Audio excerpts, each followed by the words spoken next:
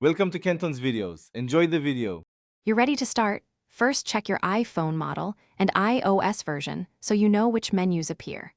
Once done, make sure Face ID or your passcode is handy since changing privacy controls often asks you to confirm. Open Settings and also open the Photos app. We'll toggle global and per photo location options.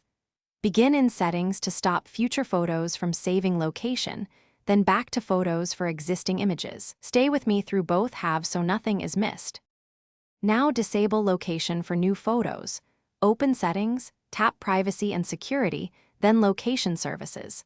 Leave Location Services enabled for system features, but tap Camera and set permission to never if you want no geotags, or while using to limit scope. Next, go to Settings Camera and turn off any preserve settings that might carry location choices forward. These steps control what metadata the camera app attaches, so you stop geotags at the source. Make sure to test by taking a photo and checking its info afterward. Finish by removing locations already embedded. Open Photos, choose an image or a batch, tap Share and pick Remove Location to strip geodata.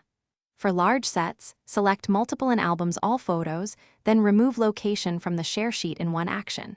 If you don't see Remove Location, make sure iOS is updated.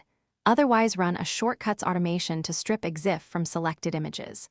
One troubleshooting tip: if locations persist in shared images, confirm the recipient app isn't.